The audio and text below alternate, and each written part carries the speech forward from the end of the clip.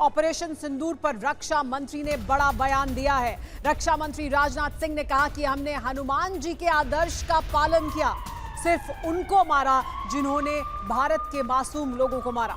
यह भी उन्होंने कहा कि हमने आतंकियों को मारा है, सिर्फ आतंकियों को खत्म किया, उनको खत्म किया जिन्होंने भारत में मासूमों की जान ली। हमने आतंकी कैंप को तबाह किया, कहा रक्षा मंत्री ने। भारत की सेना ने सिर ऊंचा किया है, राजनाथ सिंह ने यह कहा है। पहला बयान, पहली प्रतिक्रिया रक्षा मंत्री की भारत द्वारा चलाए गए इस ऑपरेशन के बाद। हनुमान जी के उस आदर्श का पालन किया है जो उन्होंने अशोक वाटिका उजाड़ते समय किया था। जिन मोहि मारा तिन मोहि मारे। हमने केवल उन्हीं को मारा जिन्होंने हमारे मासूमों को मारा। साथियों, प्रधानमंत्री श्री नरेंद्र मोदी के नेतृत्व में हमारी सेनाओं ने ऑपरेशन सिंदूर लॉन्च करके पहले की तरह ही इस बार भी आतंकियों को ट्रेनिंग देने वाले कैंप्स को तबाह करके करारा जवाब दिया है। भारत ने अपनी सरजमी पर हुए हमले का जवाब देने के लिए अपने राइट टू रेस्पॉन्ड का इस्तेमाल किया है और हमारी यह कार्रवाई बेहद सोच समझकर सधे हुए तरीके से की गई है। आतंकियों के हौसले पस्त करने के उद्देश्य से यह कार्रवाई महज उनके कैंप्स और इंफ्रास्ट्रक्चर तक ही सीमित रखी गई है। मैं पुनः हमारे आर्म्ड फोर्सेस के शौर्य को मैं नमन करता हूं। हमारे प्रधानमंत्री जी के मार्गदर्शन में हमारे भारत की सेना ने हम सभी भारतवासियों का मस्तक ऊंचा किया है।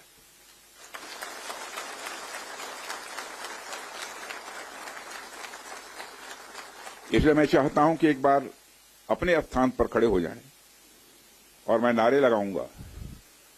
हमारे देश के सेना के जवानों के सम्मान में हम सभी बोलेंगे, भारत माता की, भारत माता की, भारत माता की। कल रात हमारी भारतीय सेनाओं ने अपने अद्भुत शौर्य और पराक्रम का परिचय देते हुए एक नया इतिहास रच दिया है। साथियों, भारत की सेना ने सटीकता, सतर्कता और संवेदनशीलता के साथ कार्रवाई की है। हमने जो लक्ष्य तय किए थे उन्हें ठीक समय तय योजना के अनुसार सटीकता से उन्होंने ध्वस्त किया है और किसी भी नागरिक ठिकाने, सिविलियन पॉपुलेशन को जरा भी प्रभावित न होने देने की संवेदनशीलता भी हमारी सेना ने दिखाई है। तो हम कह सकते हैं एक तरीके की सटीकता, सतर्कता और मानवीयता यह हमारी भारत की सेना के जवानों ने दिखाई है,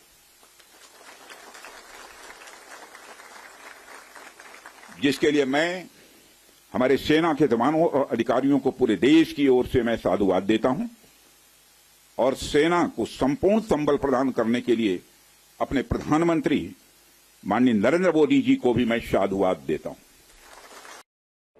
और देखिए, ऑपरेशन सिंदूर ने पाकिस्तान की पोल खोल दी है। दुनिया भर में एक बार फिर पाकिस्तान बेनकाब हो गया है आतंकियों को पालने पोसने को लेकर। आतंकियों के जनाजे में शामिल हुए पाकिस्तान के सेना के अधिकारी। बहावलपुर में आतंकियों के जनाजे में दिखे पाक सैनिक, जनाजे में पाकिस्तान की सेना के अधिकारी शामिल हुए। ट्रैक्टर से लाए गए आतंकियों के सबूत और सामने लश्कर का कमांडर वहां दिख रहा है जनाजे में नमाज पढ़ता हुआ, और पीछे सब उसको देखिए अधिकारी जो उसके पीछे खड़े हैं वो भी वहां पर जनाजे में नमाज पढ़ते हुए दिख रहे हैं। ये कौन सा सेना का कैंप था, कौन सा सेना का एस्टैब्लिशमेंट था, कौन है इस ताबूत के अंदर, किसकी लाश है जिसके लिए सेना के इतने बड़े बड़े अधिकारी, सेना के जवान इस तरह वहां पर जनाजे में नमाज पढ़ रहे हैं, ये सवाल पूछा जा रहा है। और अगर आतंकी है तो सेना के अधिकारी उसके जनाजे में शामिल हो रहे हैं, ये एक बहुत बड़ा क्वेश्चन मार्क है इस वक्त पाकिस्तान के ऊपर। और देखिए, हमारे साथ मेजर जनरल वी के दत्ता है, एक वो बहल साहब है, घोष साहब है हमारे साथ। लेकिन मेजर जनरल दत्ता, ये क्या हो रहा है? पाकिस्तान का फ्लैग ताबूत के ऊपर, सामने एक आतंकी लश्कर का कमांडर नमाज पढ़ाता हुआ और पीछे पाकिस्तान की सेना के अधिकारी खड़े होकर वहां पर जनाजे में शामिल होते हुए, ये क्या हो रहा है? इससे क्या समझ में आता है? बिल्कुल, देखिए ऐसा है, किसी को कोई शक नहीं है कि पाकिस्तान की फ़ौज ही सबसे बड़ी आतंकवादी फ़ौज है। यही टेररिस्ट हैं, यही लोग इन्वॉल्व हैं भारत के अंदर जितने हमले हुए आज तक। इसके अंदर पाकिस्तान की आर्मी का चीफ, पाकिस्तान के आईएसआई, पाकिस्तान की पूरी इस्टेब्लिशमेंट। और इससे जाहिर होता है कि पाकिस्तान के अंदर पाकिस्तान का फौजी मरे या पाकिस्तान का लश्कर तोयबा का या जैश ए मोहम्मद का या हिजबुल मुजाहिदीन जो उनके यहाँ शरण लेके बैठे हैं, ये सारे इनके रिश्तेदार हैं, इनके भाई बंद हैं। तो ये जो कहानी है कि नॉन स्टेट एक्टर हैं साहब, भारत की जो भारत के अंदर हमले हो रहे हैं वो पाकिस्तान नहीं करवा रहा है, ये आज अभी सच उजागर हो गया है सामने। और जो हम लगातार बोलते चले आ रहे हैं कि लश्कर तोयबा, जैश ए मोहम्मद, हिजबुल मुजाहिदीन, ये लोग तो मोरे हैं। असल में जो टेररिस्ट है वो मुल्ला मुनीर, आसिम मुनीर, उसके पहले वाले जितने चीफ रहे हैं, उसके पहले वाले जितने डीजी आईएसआई रहे हैं, वो सारे के सारे टेररिस्ट हैं। ये एक पाकिस्तान की टेररिस्ट माफिया फ़ौज जिसके पास 5-5.5 लाख की नफरी है, न्यूक्लियर हथियार भी बना के बैठे हुए हैं। ये फ़ौज पूरी दुनिया को आज देखनी पड़ेगी कि क्या इस फ़ौज के हाथ में न्यूक्लियर असला होना चाहिए, क्या एक सनकी मुल्ले के हाथ में न्यूक्लियर ट्रिगर होना चाहिए। तो ये खुद ही निकल के आ रहे हैं। वो कहते हैं जब पानी भरता है चूहे की बिल में सारे चूहे बाहर निकल के आते हैं। ये आज हमको देखने को मिल रहा है जो पाकिस्तान के अंदर हो रहा है। शायद ये भावलपुर है या मुरीदके में, दोनों में से एक जगह है जहाँ पे सारे के सारे इकट्ठे हुए हैं अपने इनके जनाजों के सामने। एक अमर और अशमिंदर सिंह बहल, मेरा सीधा सवाल आपसे सर, ये तस्वीरें इस वक्त पूरी दुनिया देख रही है और दुनिया ये जानना चाहती है कि वो पाकिस्तान जो पहलगाम आतंकी हमले को लेकर सबूत देने की बात करता रहा, वो जब एयर स्ट्राइक की जाती है, जिस तरह से कार्रवाई की जाती है, उसके बाद वो जनाजों में आतंकियों के दिख रहा है। क्या मतलब है? एक बड़ा संदेश दुनिया को पाकिस्तान के मन से जा रहा है कि किस तरह से आतंक को पालता पोसता रहा है पाकिस्तान। लश्कर तैयबा और जैश ए मोहम्मद, अगर आप इन दोनों संगठनों को देखें तो लश्कर तैयबा का हाफिज सईद ने जब को फाउंड किया था तो उनके मेंटर होते थे, उनके गुरु होते थे आजम, जो जिसको कहा जाता है फादर ऑफ ग्लोबल जिहाद। और तब से लेके आज तक 1987 से लेके आज तक उनकी बहुत क्लोज रिलेशनशिप रही है आर्मी और आईएसआई के साथ। परपेचुएटर्स तो आतंकवादी हैं, लेकिन जो उनको ऑर्गेनाइज करते हैं, जो उनको फाइनेंस करते हैं और जो उनको स्पॉन्सर करते हैं और स्ट्रेटेजाइज करते हैं, वो तो पाकिस्तान आर्मी है और आईएसआई। अगर एक बेस्ट एग्जांपल दूं मैं इसका, तो आसिम मुनीर जब आईएसआई चीफ थे तब पुलवामा हुआ, अब वो आर्मी चीफ है तो अब पहलगाम हो गया। और उससे कुछ ही दिन पहले उन्होंने कहा था 2 नेशन थ्योरी, हिंदू मुस्लिम, और साथ में कहा था कि हमारी जो जुगुलर वेन है वो है कश्मीर। तो क्लियर इंडिकेशन है आर्मी के फंक्शंस में जाते हैं आतंकवादी, आर्मी के साथ मिलके रहते हैं आतंकवादी, उनको फाइनेंस भी वो लोग करते हैं ड्रग मनी के साथ। और अशमिंदर जी, ऐसे ही नहीं आसिम मुनीर को जिहादी जनरल कहा जाता है क्योंकि इस तरह के वो बयान दे चुके हैं जिसमें वो जिहाद की बात करते हैं सेना प्रमुख होने के बावजूद। यूएनएससी के सदस्यों को भारत ब्रीफ कर रहा है, स्थायी और गैर स्थायी सदस्यों को भारत ने ब्रीफिंग दी है। पाकिस्तान को छोड़कर सभी सदस्यों को भारत की तरफ से ब्रीफिंग दी गई है। ऑपरेशन सिंदूर को लेकर भारत ने अहम जानकारी साझा की है, भारत ने अपना स्टैंड साफ किया है, भारत ने अपना रुख बताया है दुनिया को। भारत ने जो बयान भी दिया था उसमें भारत का रुख साफ था, लेकिन अब 1-on-1 ब्रीफिंग की गई है तमाम देशों को, यूएन के तमाम सदस्यों को, जो स्थायी सदस्य हैं, जो गैर स्थायी सदस्य हैं, उन तमाम देशों को भारत की तरफ से ब्रीफिंग दी गई है ऑपरेशन सिंदूर के बारे में। और केवल इतना ही नहीं है सुमेरा, केवल यूएनएससी नहीं बल्कि कई देशों के राजनयिक, कई देशों के डिप्लोमेट विदेश मंत्रालय पहुंचे हैं दिल्ली में और विदेश मंत्रालय उनको ब्रीफ दे रहा है, उनको जानकारी दे रहा है पाकिस्तान के में आतंकी कैंपों के खिलाफ भारत ने जो स्ट्राइक की है। विदेश मंत्रालय पहुंचे हैं कई देशों के राजनयिक, और वो देखिए वो तस्वीरें भी हम आपको दिखा रहे हैं जब ब्रीफिंग के बाद वो बाहर आते हुए कई देशों के राजनयिक आपको दिख रहे हैं। इनको विदेश मंत्रालय की तरफ से जानकारी दी गई है। ऑपरेशन सिंदूर को लेकर विदेश सचिव जानकारी दे रहे हैं। अमेरिका, ब्रिटेन, फ्रांस के राजनयिक पहुंचे विदेश मंत्रालय। रूस और चीन के राजनयिकों से भी मिस्री की मीटिंग हुई जो विदेश सचिव हैं, और उनको आज आपने उस प्रेस कॉन्फ्रेंस में भी देखा जहां पर एक तरफ कर्नल सोफिया कुरैशी थी, दूसरी तरफ विंग कमांडर व्योमिका थी और साथ में विक्रम मिश्री थे। लेकिन घोष साहब, ये जो हो रहा है, एक तरफ यूएनएससी में ब्रीफ, एक तरफ विदेश मंत्रालय में ब्रीफ, इसका क्या मतलब होता है और इससे क्या फर्क पड़ेगा? मैं सबसे पहले ये स्पष्ट कर दूं, जो यूएनएससी में हो रहा है, हाँ, पाकिस्तान अभी एक नॉन परमानेंट मेंबर है। टेम्पररी नॉन परमानेंट मेंबर्स होते हैं जो चेंज होते रहते हैं, वो एक नॉन परमानेंट मेंबर है। उन्होंने सोचा कि सारे मतलब जो भी देश हैं उनको अपने ओर खींचे, इसलिए उन्होंने एक यूएनएससी का मीटिंग बुलाया। ये मीटिंग था इन कैमरा और सब इसमें उन्होंने सोचा कि सब पाकिस्तान के पक्ष में बोलेंगे, लेकिन हुआ उल्टा। उन्होंने सभी देश चीन के सिवाय जो सब ने पाकिस्तान को फटकारा और कहा कि देखिए अब तक उनके लीनिएज का बताया, जो जनरल साहब ने बताया कि देखिए आपके आर्मी का तो ये हाल है, ये हो रहा है, ये हो रहा है। तो पाकिस्तान का पूरा चाल उल्टा पड़ गया। अभी क्या हो रहा है कि जो भी देश हैं, किसी ने भी ये नहीं कहा कि आप ये मत कीजिए, भारत को नहीं कहा, बल्कि पाकिस्तान और भारत, क्योंकि पाकिस्तान की असलियत तो पहले भी सब जानते थे और एक बार फिर भारत ने सबूतों के साथ उसको बेनकाब कर दिया है और दुनिया को एक बार फिर दिखा दिया है कि पाकिस्तान किस तरह से आतंक की नर्सरी बन गया है। बिल्कुल के साथ एक और बड़ी खबर आ रही है गौरव, पाकिस्तानी हमले में 12 भारतीयों की मौत हुई है। इस वक्त की बड़ी खबर आपको बता रहे हैं और साथ ही ऑपरेशन सिंदूर पर एक और बड़ी जानकारी, हमले से पीओके में जैश का संचार नेटवर्क ध्वस्त हो गया है। सरजाल के तेहरा कला गांव में ये था संचार नेटवर्क, जिसे पूरी तरह से नेस्त नाबूद कर दिया गया और इस नेटवर्क से आतंकियों को घुसपैठ में मदद मिलती थी। अब कश्मीर में आतंकी नहीं घुस पाएंगे, इस बात को सुनिश्चित करते हुए बड़ी खबर, सरजाल के तेहरा कला गांव में संचार नेटवर्क को ध्वस्त किया गया है और ये पीओके में जैश का संचार नेटवर्क था, जिससे कम्युनिकेट न सिर्फ किया जाता था बल्कि आतंकियों को कश्मीर में घुसपैठ कराने के लिए ये नेटवर्क सबसे ज्यादा मदद करता था। हमारे साथ कर्नल शैलेंद्र सिंह भी जुड़ गए हैं, डिफेंस एक्सपर्ट हैं, उनसे भी हम जुड़ने जा रहे हैं। शैलेंद्र जी, मेरा सीधा सवाल आपसे कि किस तरह से एक बड़ा नेटवर्क ध्वस्त किया गया है, लेकिन इस बीच एक और बड़ी खबर, पाकिस्तानी हमले में 12 भारतीयों की मौत हो गई है। एलओसी पर फायरिंग में 4 बच्चों की भी मौत हुई है। पाक की आर्टिलरी फायरिंग, मोर्टार शेलिंग हुई है। एलओसी पर फायरिंग में 57 लोग घायल हुए हैं। भारत ने पाक को इसका करारा जवाब दिया है।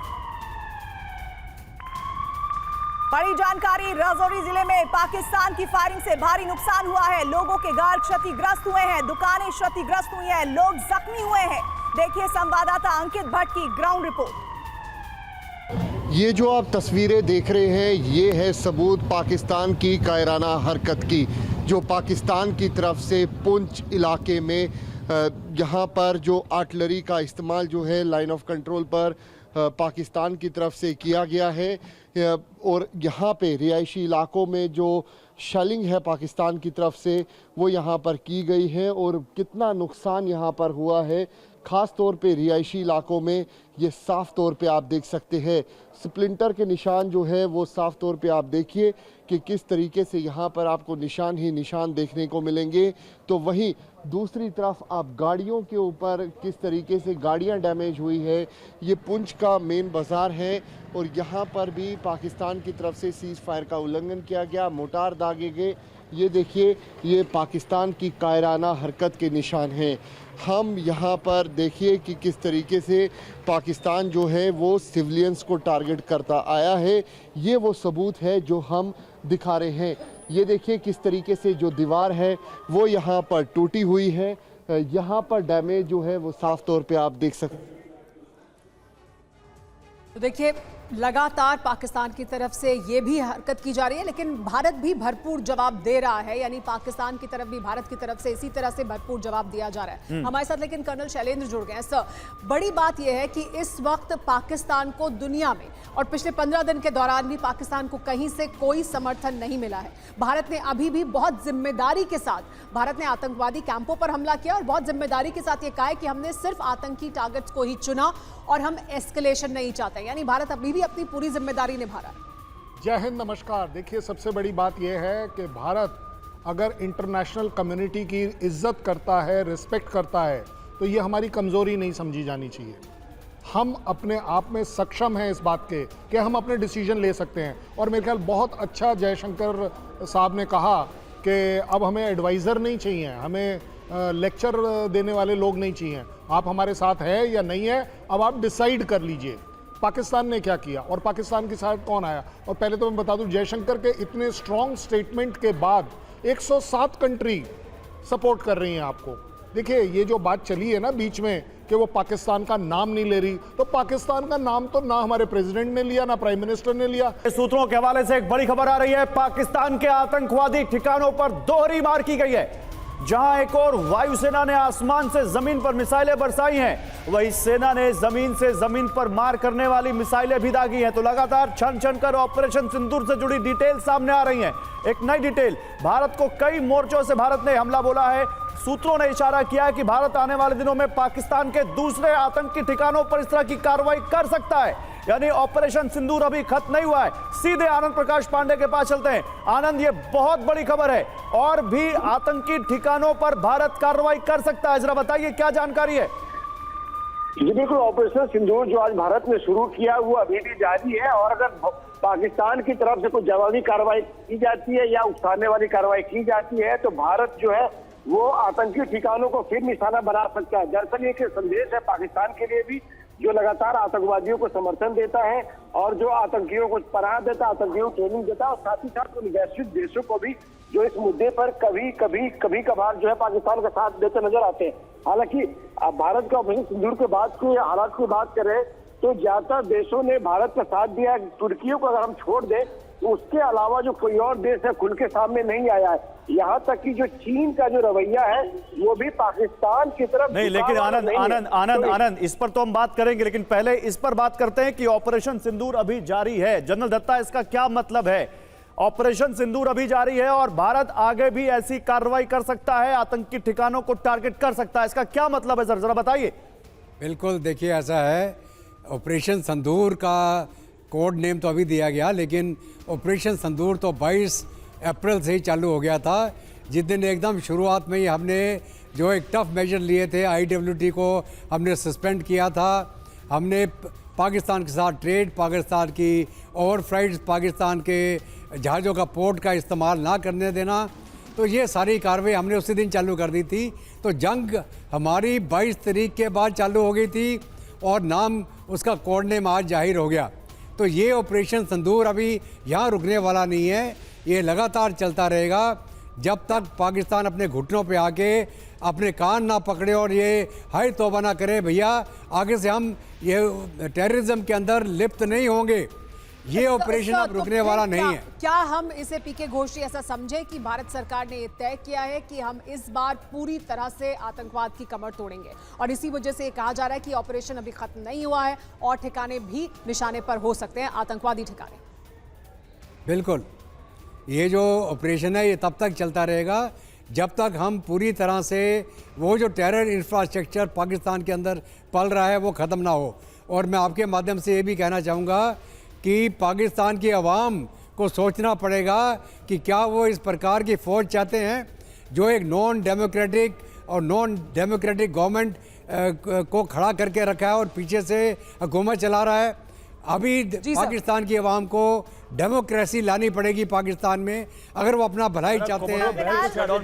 स्ट्रेटेजिक ऑब्जेक्टिव जो है वो है कि पाकिस्तान फिर से आतंकवाद को एज अ टूल ना इस्तेमाल करे। जब तक ये बंद नहीं होता तब तक हमारी लड़ाई खत्म हो ही नहीं सकती। साफ लग रही है अभी हाल फिलहाल में पाकिस्तान इस वक्त स्थिति में है कि वो कुछ भी करेगा तो उसको वर्षों लग जाएंगे। जिस तरह से उसने आतंक का बीज अपने पूरे इलाके में बोया हुआ है, उसे इतनी आसानी से उखाड़ फेंकना उसके खुद के भी वश में नहीं रहा है। बड़ी खबर, भारत ने बहावलपुर में एयर स्ट्राइक की है जहां जैश का हेडक्वार्टर तबाह कर दिया गया है। ये वही जैश का हेडक्वार्टर था जहां आतंकियों की फिदाइन ब्रिगेड तैयार की जाती थी।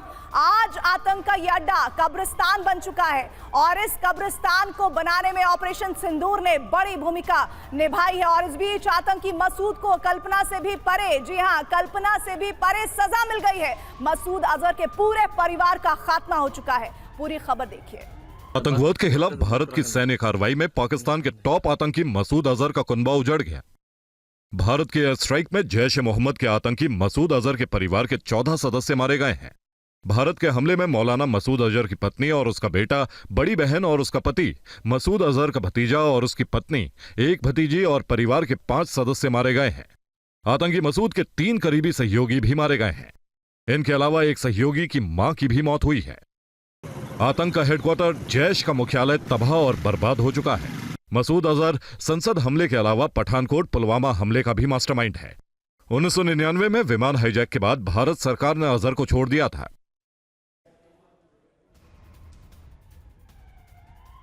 हिंदुस्तान के सबसे बड़े दुश्मनों में शुमार मसूद अजहर अब कराह रहा है, मातम मना रहा है, बिलबिला रहा है। मसूद अब ये कह रहा है कि मैं भी मर जाता तो अच्छा होता। मसूद ऐसा इसलिए कह रहा है क्योंकि भारत के ऑपरेशन में मसूद का पूरा परिवार खत्म हो गया है।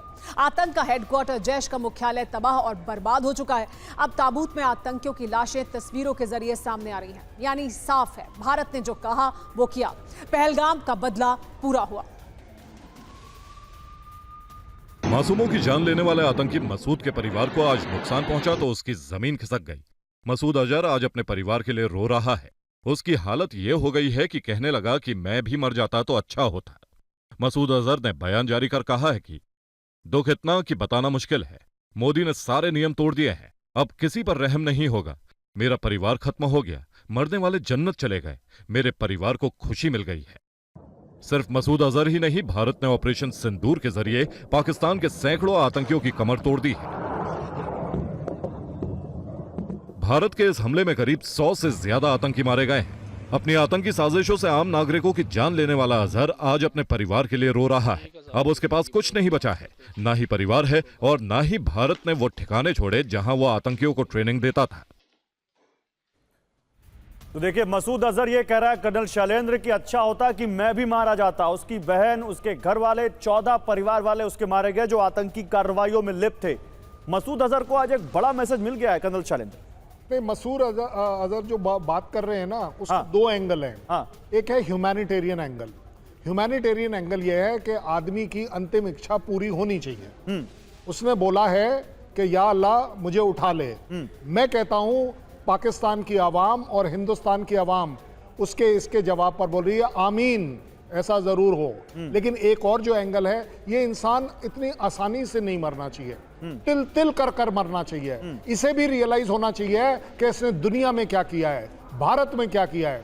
हम तो इसकी आमीन वाली पार्ट कर ही देंगे, बट मुझे लगता है आज मसूद को जरूर रियलाइज हो रहा है कि जिस तरीके का पेन उसने पूरी दुनिया में दिया, भारत में दिया। जब तेरे घर आया तो तू अल्लाह के पास जाना चाहता है, अल्लाह भी तेरे को जगह नहीं देगा क्योंकि वहां पर 6 लोगों की जरा है।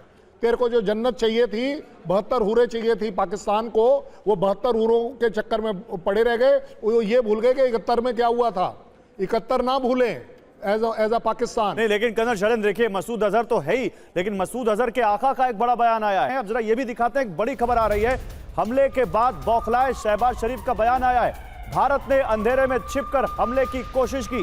भारत ने 80 जहाजों से हम पर हमला किया, ये कह रहे हैं शहबाज शरीफ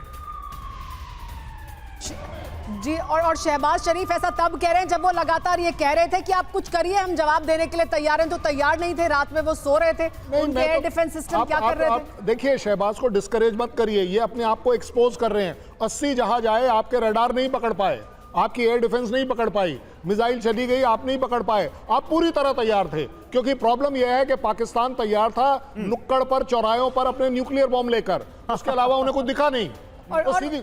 और बहल सर, यही क्या पाकिस्तान को भारत ने और एक्सपोज कर दिया ये हमला कर कर कि किस तरह से भारत लगातार ये कह रहा था कि हम कुछ कर सकते हैं, पाकिस्तान ये कह रहा था आप करिए, हम तैयार बैठे हैं। तो यही उनकी तैयारी थी। बिल्कुल सही कह रहे हैं आप। जब इनके एक मिनिस्टर ने कहा था हमारे एयर डिफेंस सिस्टम्स इतने अच्छे हैं कि आप ब्रह्मस को भी भेजेंगे तो हम उसको भी उड़ा देंगे। तो ये जो इतनी बड़ी बड़ी बातें इन्होंने की, हमारे इतने सारे मिसाइल्स 9 टारगेट के ऊपर 24 मिसाइल, तो वो लोग खुद कह रहे हैं आपने दागे हैं। जो ड्रोन्स गए हैं वो अलग गए हैं। तो कहीं ना कहीं जो बॉम्ब्स और ड्रोन्स और मिसाइल्स गई हैं, इसका मतलब है इनके पाकिस्तानी एयर डिफेंस सिस्टम में वो कैपेबिलिटी नहीं है, जबकि वो हाई अलर्ट के अंदर है कि वो हमारे वेपन सिस्टम और जहाजों को इंटरसेप्ट कर सके। के पास नाइट विजन को लेकर कोई विकल्प है या नहीं है? शहबाज शरीफ की बात तो ये बता रही है कि नहीं है।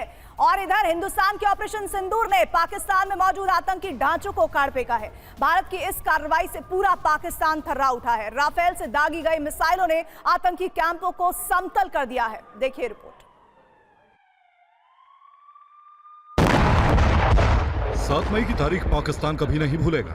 आधी रात का वक्त था और घड़ी में रात के 1:05 का समय। ठीक इसी वक्त मुजफ्फराबाद के सवाई नाला आतंकी कैंप पर भीषण धमाका हुआ। लश्कर की सबसे बड़ी टेरर फैक्ट्री तहस नहस हो गई। इसके बाद पाकिस्तान में कोहराम मच गया, न कम न अधूरा। सिर्फ 25 मिनट में पहलगाम अटैक का बदला पूरा हो गया। एक के बाद एक 9 एयर स्ट्राइक हुई और आतंकियों के 21 ठिकाने ध्वस्त कर दिए गए। ये वही आतंकी ठिकाने थे जहां से बार बार भारत पर आतंकी हमलों की साजिश रची जा रही थी और उन्हें अंजाम दिया जा रहा था। सवाई नाला आतंकी कैंप के अलावा मुजफ्फराबाद के ही सैयदाना बिलाल कैंप, कोटली में लश्कर का गुरपुर कैंप, भिम्बर का बरनाला कैंप और कोटली के अब्बास कैंप को भी तबाह कर दिया गया। इस स्ट्राइक के दौरान सियालकोट के सरजल कैंप भी कब्रिस्तान बन गया। सियालकोट का हिजबुल्ला महमूना जोया कैंप भी मिट्टी में मिल चुका है। मुरीदके का मरकज तैयबा कैंप और बहावलपुर का मस्जिद सुभान अल्लाह भी अब मलबे में तब्दील हो गया है। इसी इमारत में जैश का हेडक्वार्टर था जो अब खंडर बन चुका है। लेकिन भारत ने जो स्ट्राइक की पाकिस्तान में, भारत ने बहुत पिन पॉइंटेड स्ट्राइक की। भारत ने चुन चुन कर उन आतंकी ठिकानों को निशाना बनाया जहां से आतंकवाद को बढ़ावा मिलता था, जो आतंकवादी ट्रेनिंग सेंटर थे। आपको हम वो 9 ठिकाने और वो 9 वीडियो दिखा रहे हैं जहां भारत ने पिन पॉइंट हमला किया है। बहावलपुर और मुजफ्फराबाद में 2-2 ठिकाने थे जिन्हें निशाना बनाया गया। इसके अलावा मुरीद के गुलपुर, भिम्बर, चकमरू और कोटली में भारत ने हमला किया। तो इस तरह से हमले किए गए। ये वो 9 हमले थे और बहुत सोच समझकर इन हमलों को अंजाम दिया गया। कर्नल सोफिया कुरैशी ने ऑपरेशन सिंदूर के बारे में डिटेल जानकारी दी प्रेस कॉन्फ्रेंस में। उन्होंने पाकिस्तानी आतंक के ठिकानों की तबाही के सबूत भी दिए। ये भी बताया कि यहां से भारत में कब कब और कौन कौन सी आतंकवादी गतिविधियों को अंजाम दिया गया था। सबसे पहले सवाई नाला कैंप मुजफ्फराबाद, जो कि पीओजेके के लाइन ऑफ कंट्रोल से 30 किलोमीटर दूर है। यह एक लश्कर तोयबा का ट्रेनिंग सेंटर था। सैयदना बिलाल कैंप मुजफ्फराबाद, यह एक जैश मोहम्मद का स्टेजिंग एरिया है। यह हथियार, विस्फोटक और जंगल सर्वाइवल ट्रेनिंग का केंद्र भी था। गुलपुर कैंप कोटली, यह एलओसी से 30 किलोमीटर दूर था। लश्कर तोयबा का बेस था जो रजौरी, पुंछ में सक्रिय था। बरनाला कैंप भिम्बर, ये एलओसी से 9 किलोमीटर दूर है। यहाँ पर हथियार, हैंडलिंग, आईडी व जंगल सर्वाइवल का प्रशिक्षण केंद्र था। अब्बास कैंप कोटली, यह एलओसी से 13 किलोमीटर दूर है। लश्कर तोयबा का फिदाइन यहाँ तैयार होता था। तो कर्नल सोफिया कुरैशी को सुन रहे थे आप, लेकिन कर्नल सोफिया कुरैशी के भाई का भी एक बड़ा स्टेटमेंट आया है और उन्होंने पाकिस्तान को सख्त संदेश दिया है। तुम आंख उठाओगे हम सिर काट लेंगे, ये कहा है सोफिया के भाई ने। हमें मेरी बहन की भूमिका पर गर्व है, कर्नल सोफिया कुरैशी के भाई ने कहा। कर्नल सोफिया कुरैशी मूल रूप से वडोदरा की रहने वाली हैं। आज सेना की तरफ से कर्नल सोफिया कुरैशी ने ऑपरेशन सिंदूर के बारे में दुनिया को जानकारी दी थी और अब उनके भाई का एक बड़ा स्टेटमेंट आया है।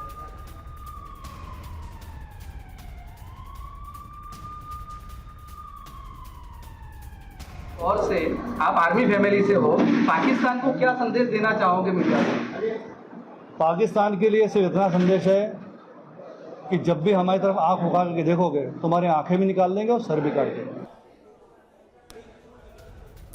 तो वाकई बहुत प्राउड होगी आज ये फैमिली कर्नल शैलेंद्र, जिस तरह से कर्नल सोफिया कुरैशी सामने आती हैं और उधर विंग कमांडर व्योमिका आती हैं सामने, और दोनों ने जिस तरह से ऑपरेशन सिंदूर की एक डिटेल दी, एक बड़ा मैसेज भी यहां से भारत ने दिया है इन दोनों वीरांगनाओं के जरिए। कर्नल शैलेंद्र। और यस 100% देखिए, हम बड़ी क्लैरिटी से आप 2-3 चीजों को कनेक्ट कीजिए। ऑपरेशन सिंदूर ही क्यों?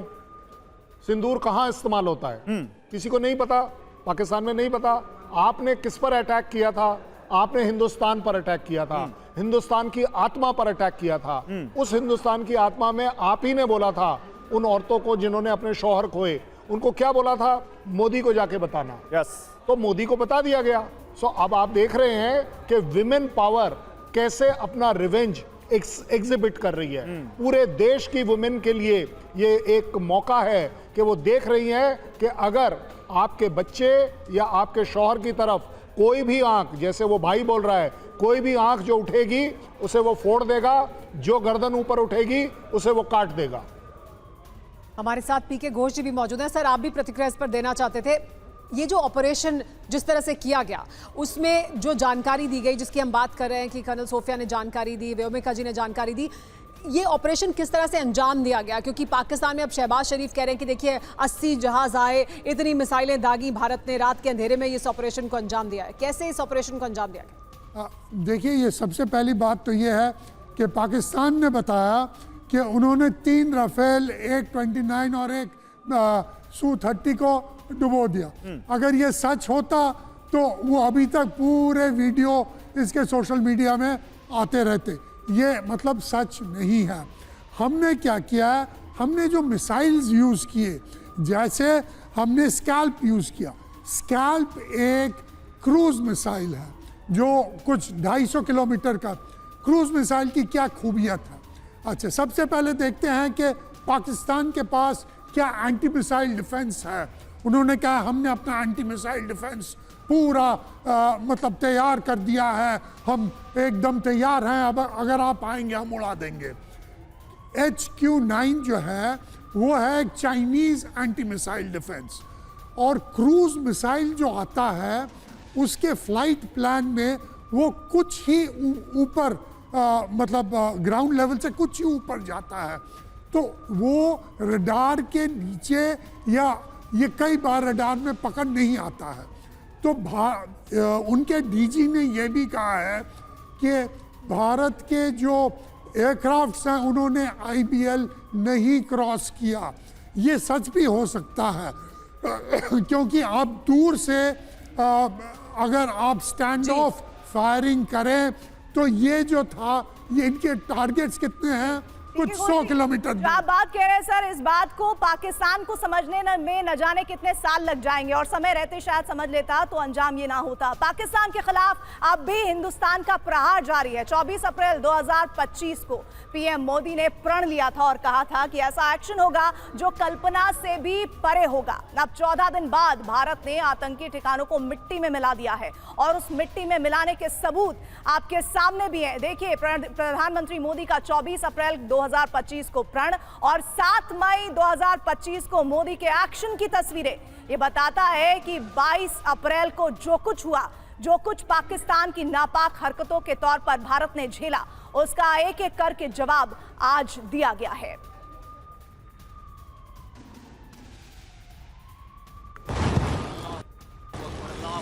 सेना के ऑपरेशन सिंदूर पर पीएम मोदी का पहला बयान सामने आया है, जिसमें उन्होंने कहा कि ऑपरेशन सिंदूर देश के लिए गर्व। उन आतंकियों को मोदी ने सेना की जमकर तारीफ की। उन्होंने तैयारी के मुताबिक सेना ने पिन पॉइंट हमलों को बिना किसी गलती के अंजाम दिया है, लिहाजा यह हमारे लिए गर्व का पल है। पहलगाम हमले के बाद 24 अप्रैल को पीएम मोदी ने कहा था, आतंकी हमला करने वालों और उसकी योजना बनाने वालों को कल्पना से बड़ी सजा मिलेगी। देश के दुश्मनों ने भारत की आत्मा पर हमला करने का दुस्साहस किया है।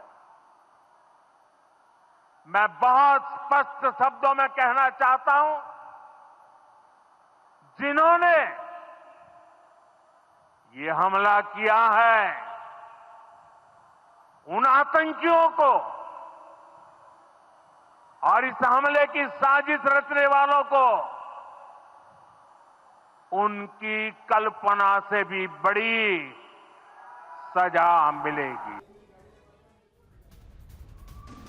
पाकिस्तान से बदला मोदी स्टाइल में लिया गया है। आतंकियों को एक बार फिर घर में घुसकर मारा गया है।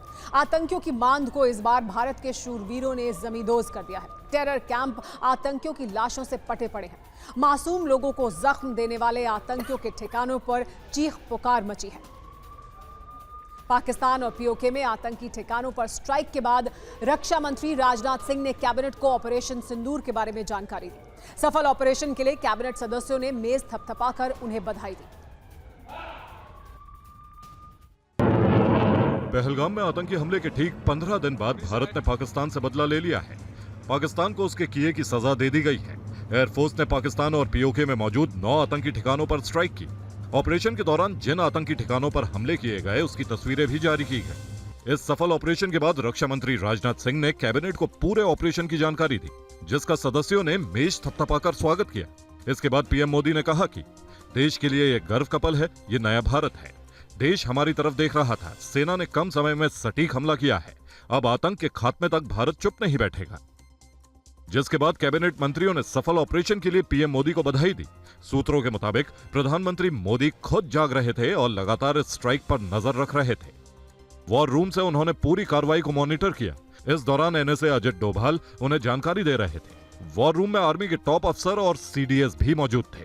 मतलब साफ है, आतंकियों के खात्मे के बगैर भारत अब खामोश नहीं रहने वाला है।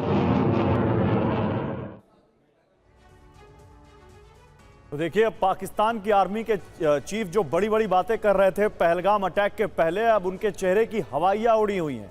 पाकिस्तान के प्रधानमंत्री शहबाज शरीफ के हाथ कांपने लग गए हैं और जो भारत के खिलाफ उनकी नफरत थी ना, वो अब दहशत में तब्दील हो गई है भारत के इस बदले के बाद। ये रिपोर्ट दिखाते हैं आपको। चेहरों पर खौफ है, मीटिंग में मातम है, पैर कांप रहे हैं, दिल बैठा हुआ है। तस्वीरें पाकिस्तान की राजधानी इस्लामाबाद की हैं।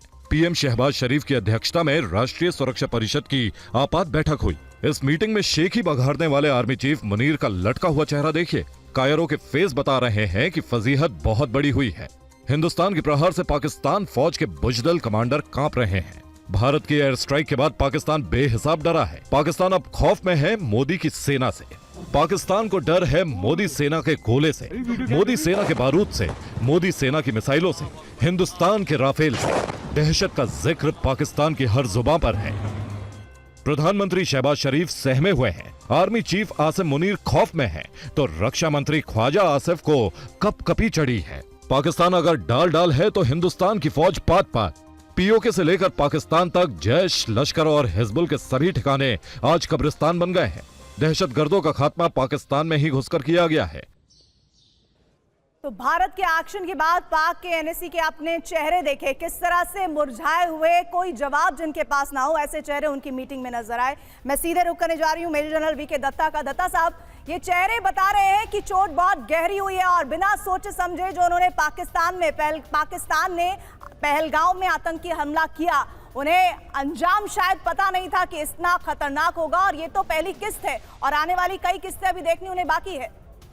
बिल्कुल, देखिए ऐसा है, अगर आप अपने आप को आज के दिन में आसिफ मुनीर के जूते में खड़े हों। अरे सर, जूते खाने वाले आदमी के जूते में डाल रहे हो आप, क्या कर रहे हो? आसिफ मुनीर को आज समझ नहीं आ रहा होगा, मैं रोऊं, मैं हंसूं, मैं सोऊं, मैं जागूं। उसकी नींद उड़ गई, उसके पीछे कौन खड़ा है? अगर एक आदमी जो आर्मी का चीफ है, बिना इलेक्टेड गवर्नमेंट या कैबिनेट की मंजूरी के बिना कोई कार्रवाई कर जाता है और उसका खामियाजा पूरे मुल्क को भुगतना पड़ता है, उस आदमी के पीछे आज के दिन कौन खड़ा है? कोई नहीं। ना उसके शायद कोर कमांडर भी इसको आज गालियां दे रहे होंगे कि आसिफ मुनीर तूने क्या कर दिया। पूरी दुनिया के अंदर पाकिस्तान की थू-थू हो रही है, पाकिस्तान के अंदर पाकिस्तानी फौज पे थू-थू हो रही है और वहाँ का जो नारा लग रहा था, ये जो दहशतगर्दी है इसके पीछे वर्दी है, चाहे बलूचिस्तान हो, खैबर पख्तूनवा हो, पीओके में हो, तो आज के दिन में पाकिस्तान के अंदर पाकिस्तान की फौज की जो इज्जत थी उसकी। लेकिन कर्नल शैलेंद्र, मुझे एक चीज़ बताइए, सोच क्या रहे होंगे इस वक्त? मतलब उनको अपनी जनता को भी तो जवाब देना होगा। ये किससे पूछे? मैं कर्नल शैलेंद्र से पूछूं, ये क्या सोच होगी इस वक्त उनके जहन में? पाकिस्तान क्या उन्होंने मतलब आज तक क्या ही किया है उन्होंने? जिसमें आवाम उनसे जब पूछेगी तो क्या बोलेंगे उनको कि उन्होंने इस तरह का काम किया क्यों? वो बोल ही नहीं सकता। अगर आप इजाजत दें तो मैं आपको ये बता दूं, अखनूर में जो मेरे एक्स सर्विसमैन हैं, उनके पास एक छोटी सी एडवाइजरी ये चल रही है कि बच्चों को बोलिए कि कागज का जहाज भी ना बनाएं, क्योंकि अगर आपने पाकिस्तान की तरफ फेंक दिया तो वहां से फायरिंग हो जाएगी, वहां का एडी फायर आना शुरू हो जाएगा। ये हालत चल रही है ग्राउंड पर। सर, ये तो दिन में ही कर पाएंगे ना, रात में तो शहबाज शरीफ कह रहे हैं कि दिखाई नहीं दे रहा, आपने चोरी छिपे मार दिए हैं इस तरह से। भाई मैं तो इसीलिए तो मैं कह रहा हूं कि अब आप दिन में भी एयरक्राफ्ट नहीं चला सकते, क्योंकि वो जो बेकार वाली जो चाइनीज एयर डिफेंस सिस्टम है वो अपने आप में काम नहीं कर रहा है। और इसकी प्रूफ अगर उनको चाहिए तो बहुत शर्म की बात है। जहां तक बात आ रही है कि मुल्ला मुनीर की जो आप बात कर रहे हैं, आप एक बार उसका फोटो देखिए, थोड़ा फोकस करवाइए अपने कैमरा से, आपको दिखेगा कि थोड़ा चेहरे पे सूजन है। वो सूजन इसलिए है क्योंकि ये श्रीमान जी को आदत है आलीशान घर में रहने की। आजकल ये रह रहे हैं अपने अंडर बंकर में, और उस बंकर में सबसे बड़ी प्रॉब्लम यह है कि आज इन्हें सुबह 10 बजे तक सोने की आदत है।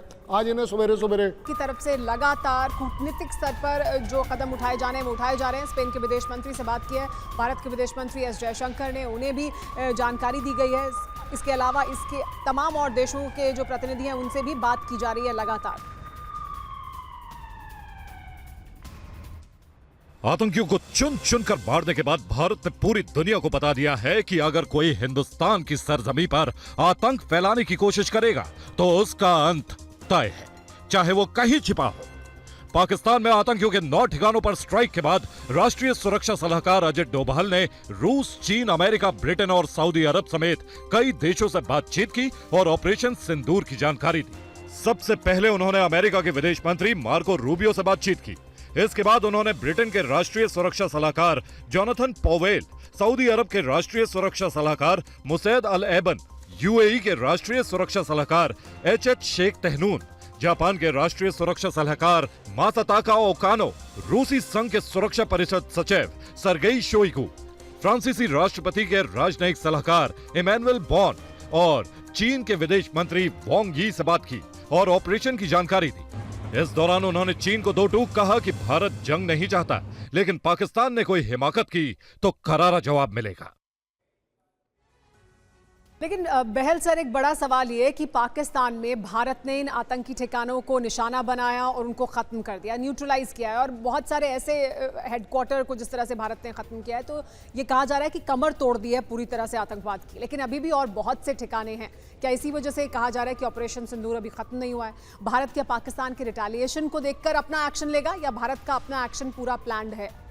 देखिए, आपने बहुत ही अच्छा प्रश्न पूछा और सबसे अहम चीज ये आती है कि हमें क्या करना है, हमें क्या रिवेंज लेना है कि सिर्फ जाके कुछ आतंकी कैंप्स को खत्म कर दें या कमर भी तोड़ दें लेकिन बाद में वो वापस आतंकवाद आ जाए, या फिर हमेशा के लिए आतंकवाद को जड़ से खत्म कर दें। हमारी प्रॉब्लम जो है वो पाकिस्तान आर्मी है, आतंकी एलिमेंट्स नहीं है। उनको पाल कौन रहा है, उनको फाइनेंस कौन कर रहा है, उनको ट्रेन कौन कर रहा है, वो तो पाकिस्तान आर्मी, आसिम मुनीर, आसिम मलिक जैसे लोग हैं। हमें एक्शन इनके ऊपर भी लेना पड़ेगा और जब तक हम एक्शन इनके ऊपर नहीं लेते तो कहीं ना कहीं ये कुछ भी एक्शन जो हम अब ले रहे हैं उसका लॉन्ग टर्म में शायद इफेक्ट ना हो। मुझे 1 मिनट और दीजिएगा। सर, मेरा एक सवाल इसी से जुड़ा हुआ, सर इसी से जो आप कह रहे हैं इसी से जुड़ा हुआ सवाल ये कि क्या फिर भारत, क्योंकि भारत की तरफ से लगातार कहा जा रहा था कि सिर्फ आतंक नहीं, आतंक के ठिकाने नहीं, उनको पनाह देने वाले, उनको सपोर्ट करने वालों को भी हम खत्म करेंगे, तो क्या भारत, ये अगर पाकिस्तान की तरफ से कोई भी हिमाकत की जाती है तो भारत को क्या फिर ये मौका मिलेगा कि हम फिर मिलिट्री जो उनके एसेट्स हैं उनको भी टारगेट कर सकते हैं? बिल्कुल सही कह रहे हैं, बिल्कुल किए जाएंगे। सबसे पहले तो हमें यह करना है कि ये जो जनरल हैं इनको भी आतंकी जनरल क्लियरली कहें, हम कहें इनको कि ये जल्लाद जनरल है, आतंकी जनरल है। दूसरी बात आती है, हमने बॉल अभी पाकिस्तान कोर्ट में रखा है, पर पाकिस्तान की विडंबना यह है कि उनका टारगेट सिस्टम क्या है। अगर वो मिलिट्री पे करते हैं या फिर सिविल टारगेट जैसे कि डैम्स पे करते हैं तो हम अप्रोप्रिएटली रिस्पॉन्ड करेंगे, लेकिन अगर वो अटैक नहीं करते तो कहीं ना कहीं जो पाकिस्तान आर्मी की एक धाक है जो ये बोलते हैं we are protectors of the nation, उस पे बहुत बड़ा लेकिन आप समय कम है, रोकूंगा आपको। देखिए, पाकिस्तान भारत के इस बदले के बाद बौखला गया है और लगातार सीज फायर वायलेशन कर रहा है। अब देखिए, जो उरी सेक्टर है कश्मीर में, वहां भी उसने हैवी शेलिंग की है। हमारे संवाददाता इरफान कुरैशी वहां पर पहुंचे हैं, ग्राउंड जीरो पर उन्होंने जो देखा है अब वो दिखाते हैं।